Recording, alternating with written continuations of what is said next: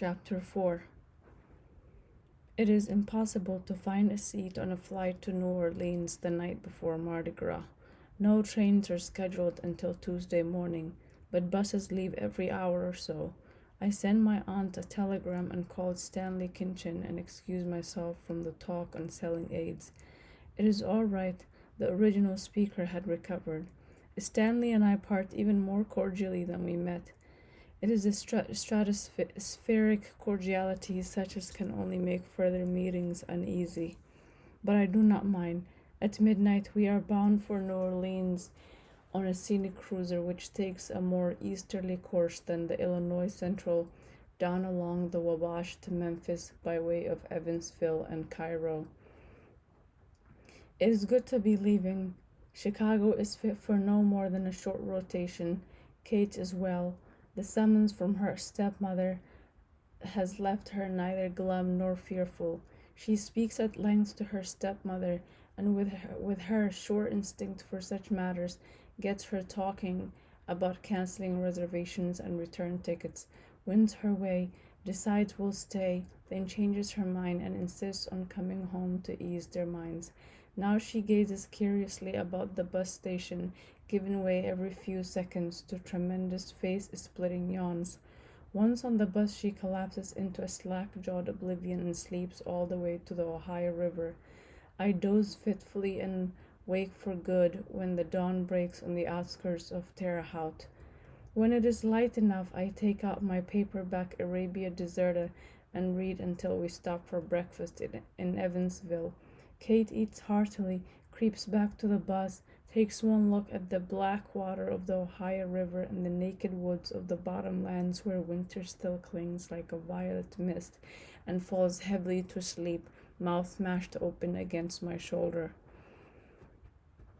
Today is Mardi Gras, Fat Tuesday, but our bus has left Chicago much too late to accommodate carnival visitors. The passengers are an everyday assortment of mothers-in-law visiting sons-in-law in Memphis, school teachers and telephone operators bound for vacations in quaint old Vieux-Cas.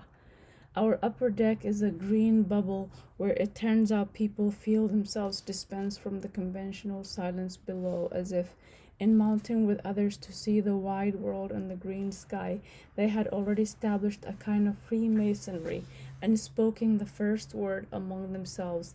I surrender my seat to Kate's stretchings out against me and double up her legs for her, and for the rest of the long day's journey down through Indiana and Illinois and Kentucky and Tennessee and Mississippi, hold converse with two passengers.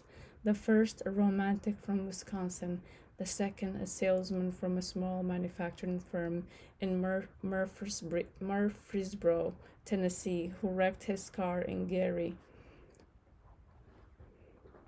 Now in the foreseat of the bubble, and down we go plunging along the Illinois bank of the Mississippi through a region of sooty glens falling steeply away to the west, and against the slope of which are propped tall frame houses with colored windows and the spires of Polish churches.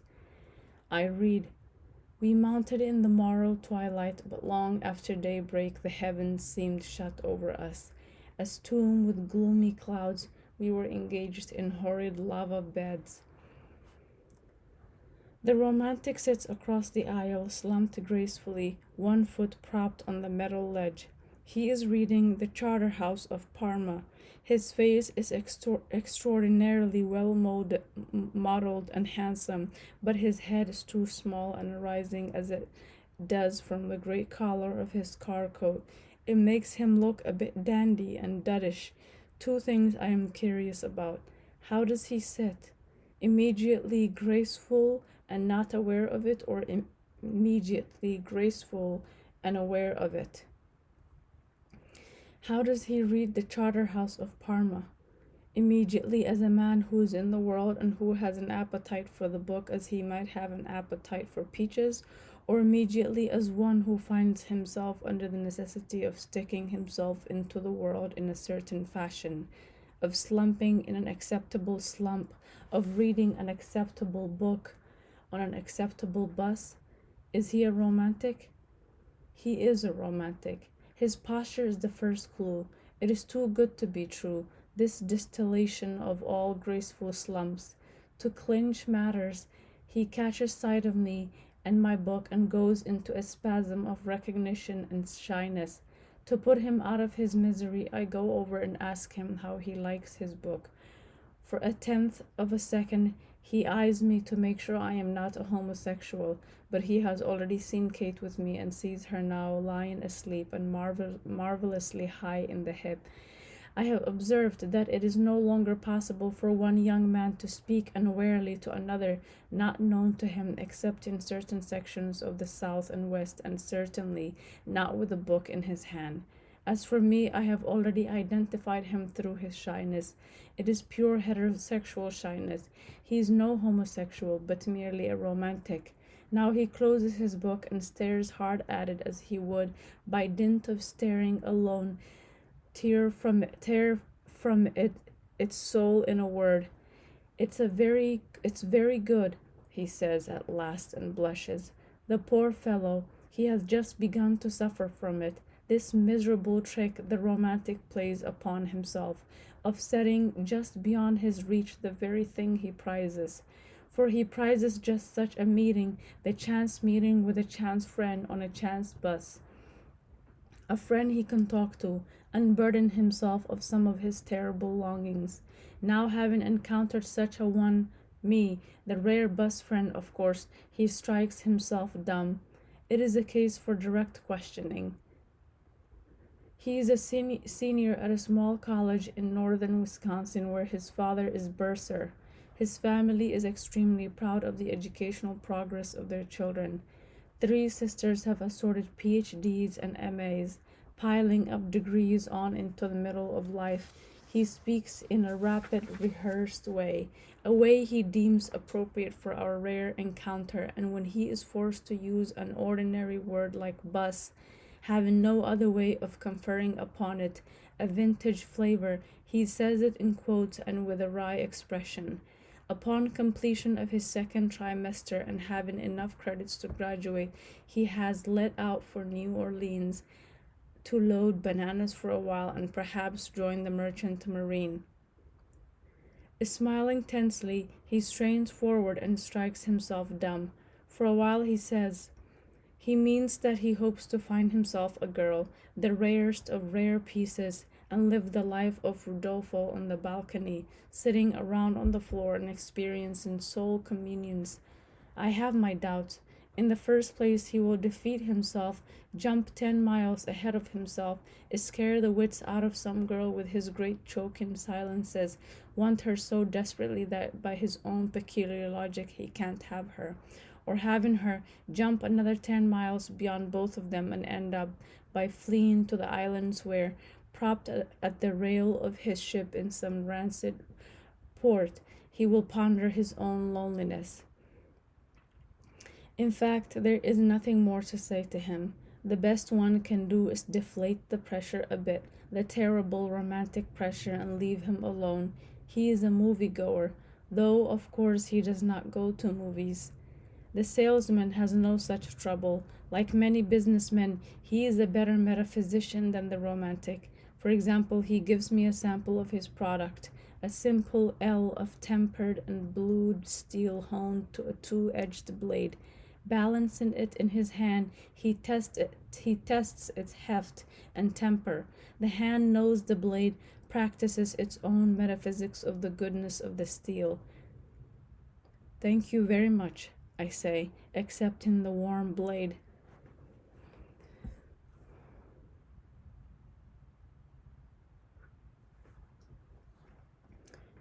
You know all in the world you have to do? No.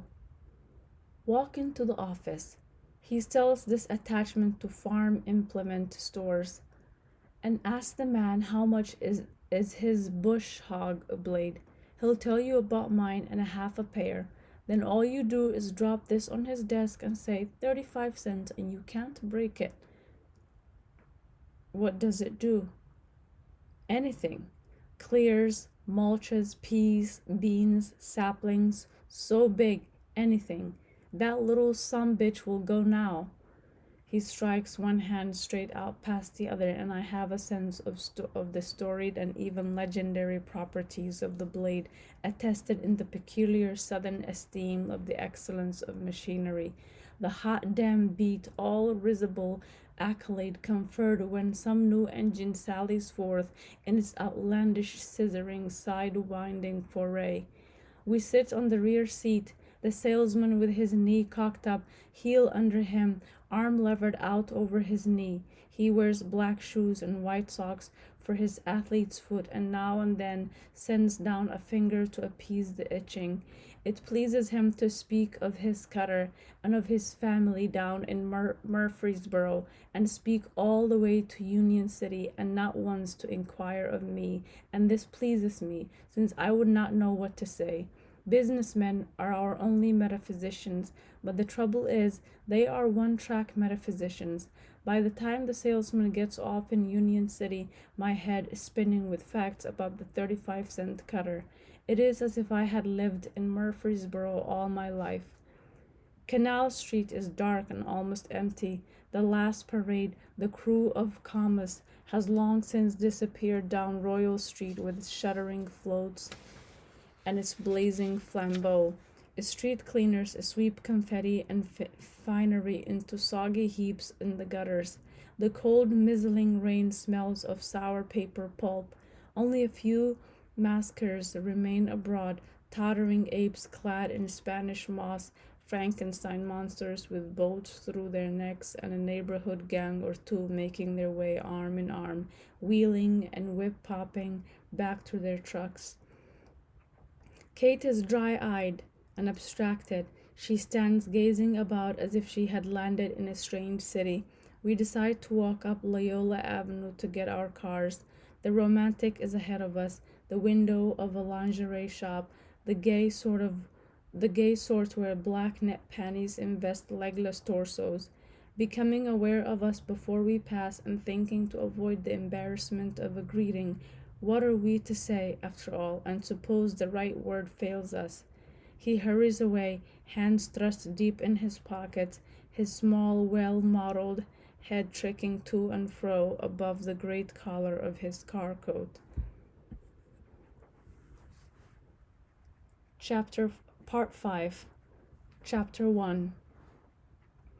I am not saying that I pretend to understand you. What I am saying is that after 2 days of complete mystification, it has at last dawned on me what it is I fail to understand, that it is at least a step in the right direction. It was the novelty of it that put me off, you see. I do believe that you have discovered something new under the sun. It is with a rare, ominous objectivity that my aunt addresses me. Wednesday morning, in the very violence of her emotion, she has discovered the energy to master it, so that now, in the flush of her victory, she permits herself to use the old forms of civility and even of humor. The only telltale sign of menace is the smile through her eyes, which is a bit too narrow and finely drawn.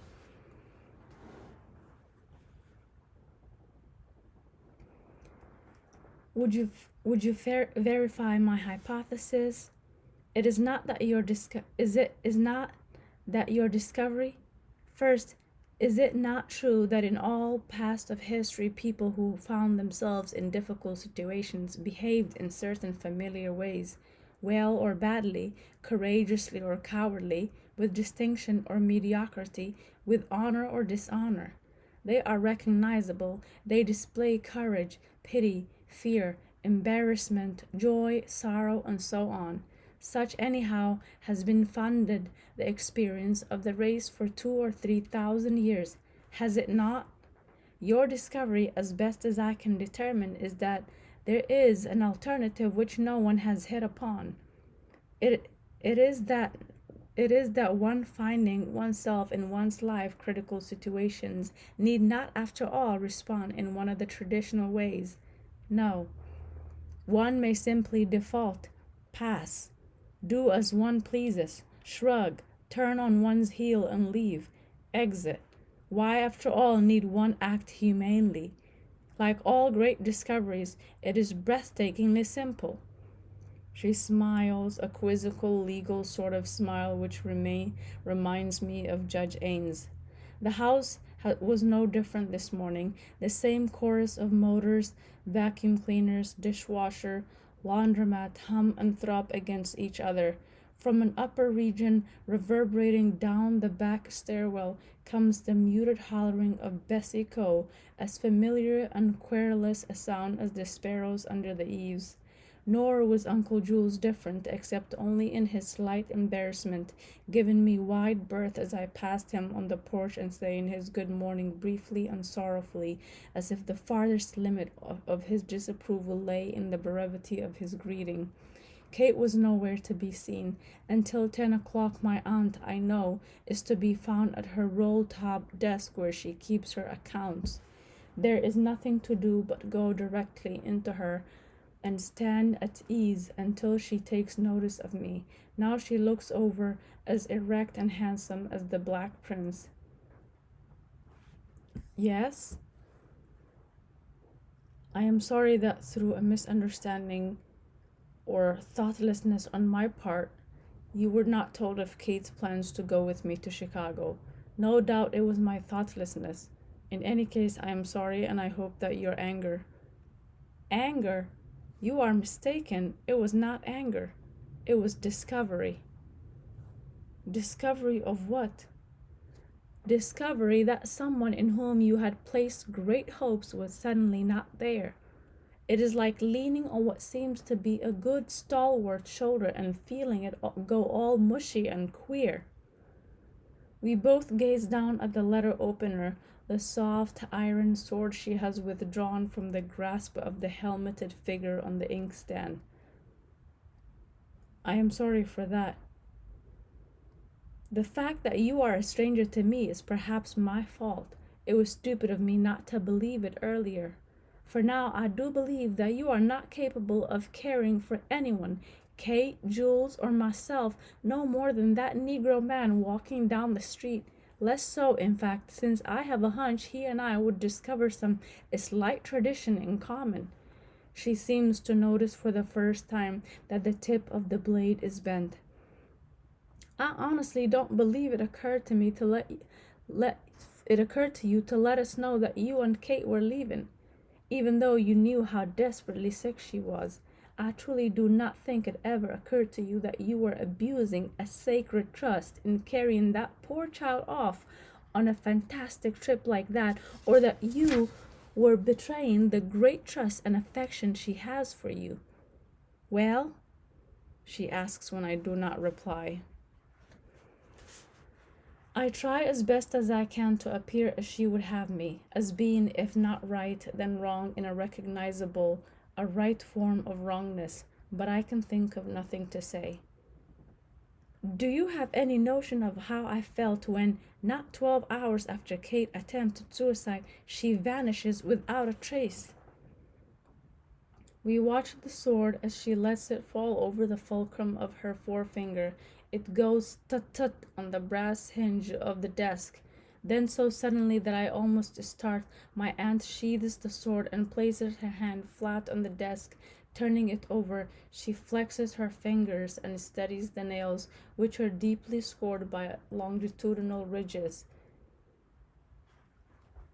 Were you intimate with Kate? Intimate?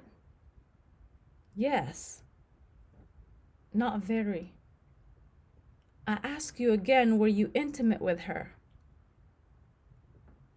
I suppose so. Though intimate is not quite the word. You suppose so. Intimate is not quite the word. I wonder what the word is. You see, she says with a sort of humor, there is another of my hidden assumptions. All these years I have been assuming that between us words mean roughly the same thing, that among certain people, gentle folk I don't mind calling them, there exists a set of meanings held in common, that a certain manner and a certain grace come as naturally as breathing. At the great moments of life, success, failure, marriage, death, Our kind of folks have always possessed a native instinct for behavior and natural piety or grace. I don't mind calling it. Whatever else did we whatever else we did or failed to do, we always had that. I'll make you a little confession. I am not ashamed to use the word class. I will also plead guilty to another charge. The charge is that people belonging to my class think they're better than other people. You're damn right we're better. We're better because we do not shirk our obligations either to ourselves or to others. We do not whine. We do not organize a minority group and blackmail the government. We do not prize mediocrity for mediocrity's sake. Oh, I am aware that we hear a great many flattering things nowadays about your great common man, you know. It has always been revealing to me that he is perfectly content so to be called, because that is exactly what he is, the common man, and when I say common, I mean common as hell. Our civilization has achieved a distinction of sorts. It'll be remembered not for its technology, nor even its wars, but for its novel ethos. Ours is the only civilization in history which has enshrined mediocrity as its national ideal. Others have been corrupt. Believe it to us to invent the most undistinguished of corruptions. No orgies, no blood running in the street, no babies thrown off cliffs. No, we're sentimental people and we horrify easily. True, our moral fiber is rotten. Our national character stings to high heaven, but we are kinder than ever. No prostitute ever responded with a quicker spasm of sentiment when our hearts are touched. Nor is there anything new about thievery, lewdness, lying, adultery. What is new is that in our time liars and thieves and whores and adulterers wish also to be congratulated and are congratulated by the great public. If their confession is sufficiently psychological or strikes a sufficiently heartfelt and authentic note of sincerity. Oh, we are sincere. I do not deny it. I don't know anybody nowadays who is not sincere. Dee Lavelle is the most sincere person I know. Every time she crawls in bed with somebody else, she does so with the utmost sincerity. We are the most sincere Laodiceans who ever got flushed down the sinkhole of history. No, my young friend, I am not ashamed to use the word class. They say out there we think we're better. You're damn right we're better. And don't think that they don't know it. She raises the sword to Britannia Street. Let me tell you something. If he out yonder is your prize exhibit for the progress of the human race in the past 3,000 years, then all I can say is that I am content to be fading out of the picture. Perhaps we are a biological sport.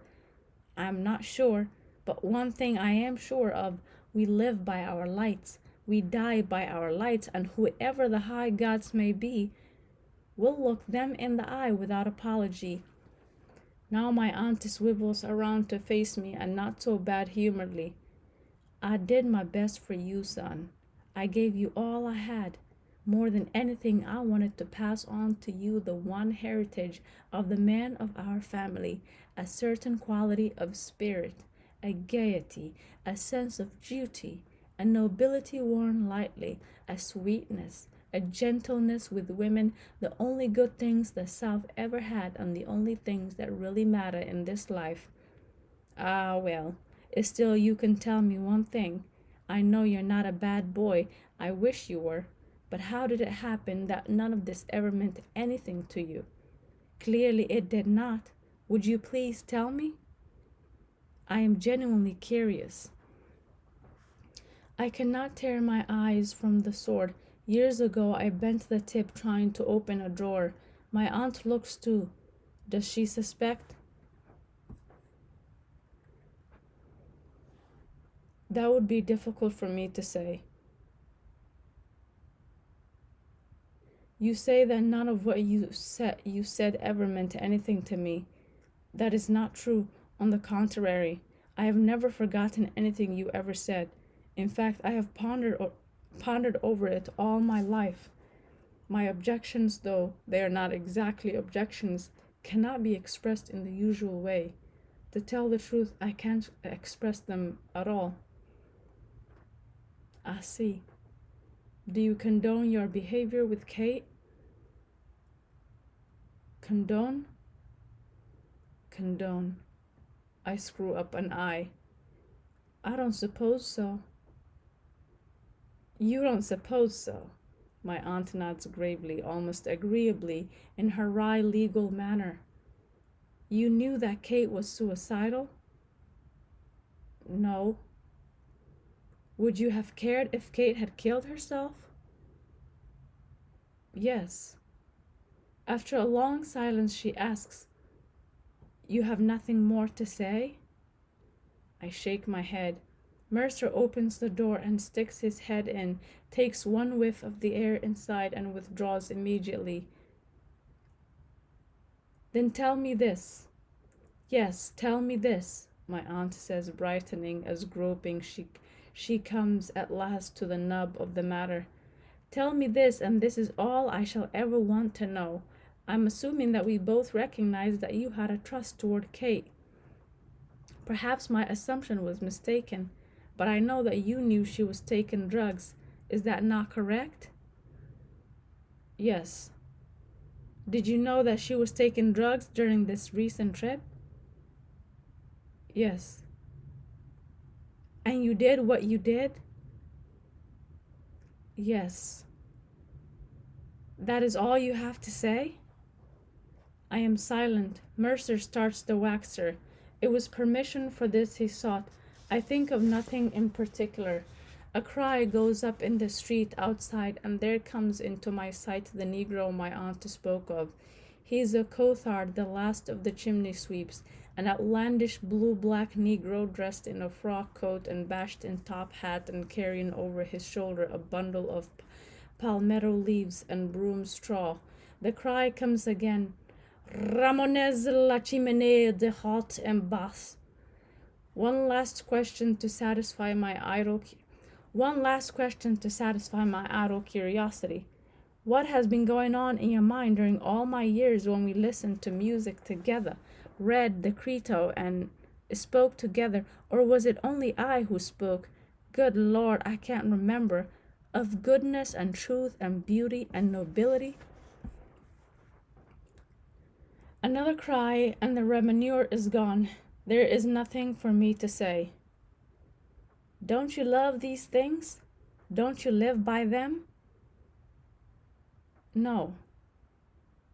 What do you love? What do you live by? I am silent. Tell me where I have failed you. You haven't. What do you think is the purpose of life? To go to the movies and dally with every girl that comes along? No. A ledger lies open on her desk, one of the old-fashioned kind with a marbled cover, in which she has always kept account of her properties, sundry service stations, Canadian mines, patents, the peculiar business accumulation of a doctor left to her by old Dr. Wills. Well, she closes it briskly and smiles up at me, a smile which, more than anything which has gone before, marks an ending. Smiling, she gives me her hand, head to one side in her old party style, but it is her withholding my name that assigns me my new status. So she might have spoken to any one of a number of remotely connected persons, such as a spring fiesta tourist encountered by accident in her own hall.